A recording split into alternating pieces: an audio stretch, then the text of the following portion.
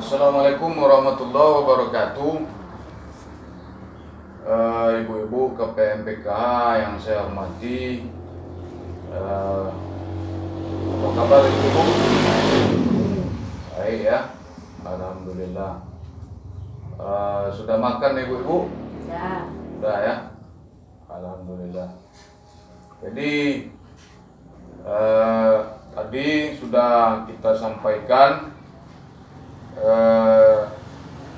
sesi bagaimana menyusun anggaran ya. Sekarang kita lanjutkan pada langkah keempat, bagaimana kita mengelola keuangan keluarga ini, yaitu langkah keempat itu adalah mengendalikan anggaran. Ya. Apa ibu-ibu langkah keempatnya? Mengendalikan anggaran. Ya. Jadi setelah kita menyusun anggaran tadi, kita lanjut pada mengendalikan anggaran. Sudah kita susun anggaran tadi, kita kendalikan dia. Untuk apa kita kendalikan? Supaya anggaran kita itu bisa mencukupi keperluan kita sehari-hari, supaya tidak menyebar kemana-mana belanja kita. Itu perlunya kita mengendalikan anggaran, karena pendapatan kita, ibu-ibu, sebagian ada yang penghasilan suaminya atau penghasilan sendiri dengan penghasilan tetap per bulannya atau per minggunya. Tetapi ada juga di antara ibu-ibu yang penghasilan rumah tangganya tidak menentu. Kadang dapat banyak, kadang dapat sedikit, kadang tidak dapat sama sekali. Sementara pengeluaran kita terus ada. Jadi ini perlunya kita mengendalikan anggaran. Nah, tadi ibu-ibu sudah kita menonton video ya ibu-ibu ya. Jadi di video itu tadi sudah diceritakan bagaimana caranya kita mengendalikan anggaran. Nah, bagaimana caranya ibu-ibu? Yaitu yang pertama itu dengan ada dua caranya. Yang pertama, bagi ibu-ibu yang keluarganya penghasilannya tidak menentu, itu dilakukan dengan cara sistem kas harian. Bagaimana sistem kas harian ini? Yaitu dengan menulis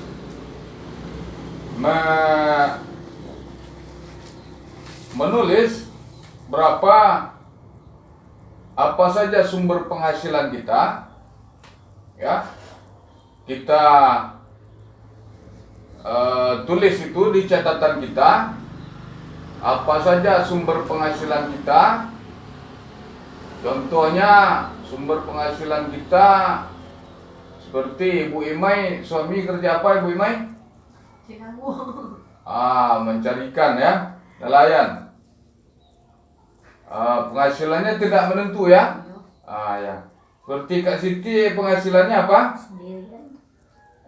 Apa? Penghasilan sendiri jual. Sendiri, berjualan ya, jualan makanan anak-anak ya. Jadi penghasilannya pun tidak menentu ya. Kadang-kadang dapat banyak, alhamdulillah. Kadang-kadang dapat sedikit. Kadang tidak jualan ya. Kalau hari hujan mungkin tak jualannya Bu Siti ya. Nah, itulah. Jadi kalau seperti ini kasusnya, maka kita terapkan sistem kas harian supaya anggaran di rumah tangga kita bisa tercukupi. Nah, jadi caranya bagaimana? Pertama itu kita tulis apa saja sumber penghasilan kita, seperti Bu Siti tadi jualan makanan anak-anak. Kemudian berapa penghasilannya itu berapa dalam sehari, hari ini dapat berapa, ditulis. Besok dapat berapa, ditulis pula kan. Kemudian besoknya dapat berapa, ditulis lagi. Setiap hari ditulis. Kemudian pengeluarannya juga ditulis. Ya, pengeluaran hari ini berapa ditulis. Besok berapa pengeluaran ditulis pula. Jadi di situ nanti akan terlihat penghasilan kita berapa dalam minggu ini, kemudian pengeluaran kita berapa. Kalau penghasilan kita tidak mencukupi, maka pengeluaran kita harus kita kurangi. Seperti itu supaya kita tidak terhutang, ya. Kemudian seperti Bu Imai juga seperti itu, ditulis berapa penghasilan harian, kemudian pengeluarannya apa saja, ditulis. Kemudian nanti dijumlahkan, dan jumlah ini nanti akan terlihat berapa besar penghasilan kita dalam minggu ini atau dalam bulan ini. Kemudian pengeluaran kita akan terlihat pula berapa jumlahnya. Nanti pengeluaran kita yang wajib-wajib itu kan kita kan tahu tuh ibu-ibu ya. Seperti belanja mingguan, kemudian untuk bayar listrik, kemudian apa lagi, untuk beli gas umpamanya. Ini yang perlu kita tuliskan di situ, sehingga nanti akan terlihat jumlah uang yang kita dapatkan dan jumlah uang yang kita keluarkan dalam sebulan itu. Kemudian ada satu cara lagi ibu-ibu. Caranya adalah dengan membuat sistem amplop. Sistem amplop namanya. Ini bagi ibu-ibu yang penghasilannya per bulan tetap. Penghasilan keluarga atau penghasilan suami ibu-ibu yang tetap per bulannya. Bagaimana caranya itu? Kita sediakan amplop, umpamanya penghasilan sudah jelas tetap ibu-ibu ya. Jadi kita sediakan amplop, kita tulis di amplop itu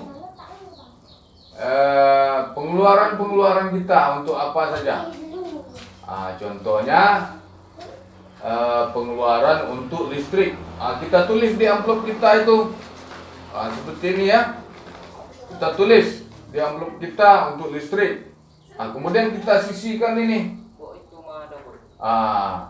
Kemudian kita ambil lagi amplop yang lain, umpamanya untuk apa lagi contoh pengeluaran yang lain, belanja harian. Ya, untuk belanja harian kita sisihkan lagi amplopnya. Kemudian untuk apa lagi? Untuk beli gas, kita sisihkan lagi amplopnya. Jadi ketika di sewaktu suami ibu itu memberikan uang bulanan, ya, ibu-ibu tinggal memasukkan uang ini tadi sesuai dengan apa yang akan dibayar di bulan ini. Kalau uang untuk listrik tadi, kita tinggal masukkan ke amplop untuk listrik, sisihkan dia. Jadi uang ini tidak boleh kita pakai untuk keperluan lain. Nah, begitu ya. Kemudian amplop untuk belanja harian, kita sisihkan untuk belanja harian kita atau belanja mingguan kita masukkan ke amplop. Atau belanja kita bulanan itu kita masukkan ke amplop, dan itu harus kita amankan dan kita jaga. Jangan sampai uang ini terpakai untuk keperluan yang lain. Begitu juga amplop untuk beli gas. Uangnya ketika ada uangnya itu dari sudah dapat dari suami, kita masukkan ke dalam amplop. Jadi kalau seandainya ini tidak cukup ibu-ibu, uangnya tidak cukup, keperluan kita banyak, bagaimana caranya? Kita prioritaskan mana keperluan-keperluan yang mendesak. Apa yang mendesak dulu, itu yang kita masukkan uangnya dulu. Seperti belanja harian itu kan mendesak, itu tidak bisa tidak. Itu tidak bisa kita kurangi. Seperti listrik juga mendesak, tidak bisa kita kurangi. Nanti bisa dipotong kilometer kita oleh PLN. Susah kita jadinya ya. Apa yang mungkin bisa kita kurangi? Mungkin umpamanya belanja harian anak, ya, yang biasanya mungkin habis kita, kalau anak 3 orang mungkin habis 10.000 umpamanya. Sekarang kalau uang kita tidak cukup, kita kurangi belanja anak tadi menjadi 1.000 umpamanya. Dan ini bisa kita sepakati, aturan-aturan ini bisa kita musyawarahkan dengan suami di rumah ya, atau musyawarahkan juga dengan anak-anak. Dan ini harus diberitahukan kepada anak-anak supaya mereka bisa maklum. Begitu ya ibu-ibu ya. Baik, demikianlah langkah-langkah yang kita diskusikan pada langkah keempat ini. Kemudian saya simpulkan bahwa pada langkah keempat ini, yang pertama itu identifikasi dulu sumber pendapatan dan pengeluaran keluarga kita. Yang kedua, tentukan prioritas kita untuk apa saja. Belanja kita yang wajib-wajib itu apa saja, seperti yang saya sebutkan tadi ya. Kemudian kita kendalikan pengeluaran kita. Jangan, kita harus bisa bedakan antara keperluan dengan keinginan. Kadang ibu-ibu ini kalau pergi ke pasar, terlihat dia barang-barang yang menarik, lupa dia bahwa uangnya hanya cukup untuk keperluannya hariannya saja. Sehingga barang-barang yang dibeli itu kadang terbeli barang yang tidak diperlukan. Ini kan mengganggu kas keuangan kita. Ini akhirnya kita bisa jadi terutang ini ibu-ibu ya.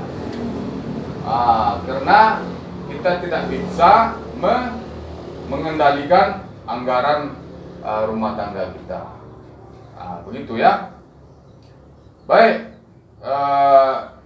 Kemudian penting juga kami beritahukan bahwa jika ada anggaran berlebih, ada uang berlebih umpamanya setelah kita sisihkan pengeluaran-pengeluaran kita tadi, ada anggaran yang berlebih, kita tabung itu ibu-ibu. Jangan nengok-nengok ke barang-barang yang menarik yang akan dibeli. ya, tetapi uang yang berlebih ini kita tabung. Nah, ya, untuk apa?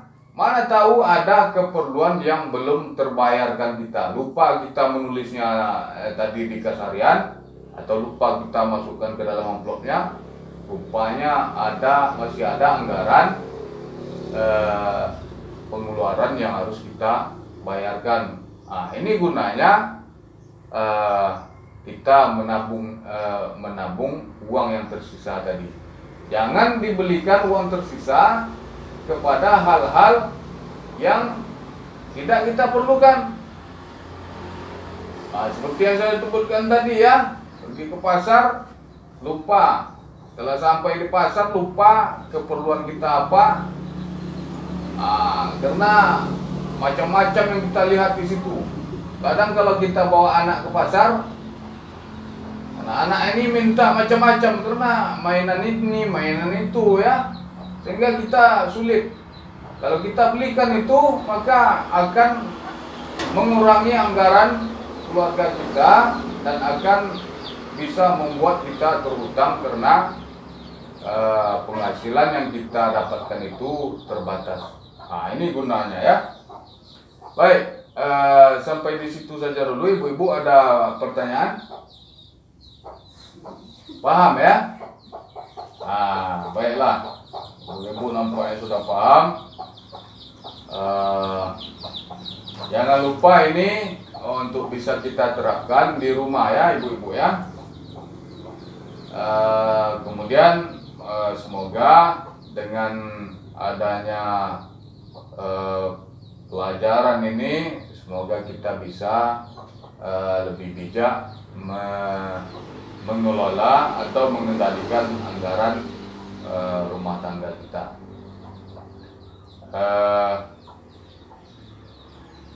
Demikian saja ibu-ibu.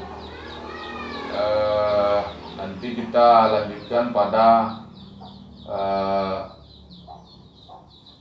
sesi berikutnya atau pada bahasan berikutnya, insyaallah ya. Demikian saja. Mohon maaf jika ada kesalahan dalam menyampaikan, lebih dan kurang saya mohon maaf. Billahi taufik wal hidayah. Wassalamualaikum warahmatullahi wabarakatuh.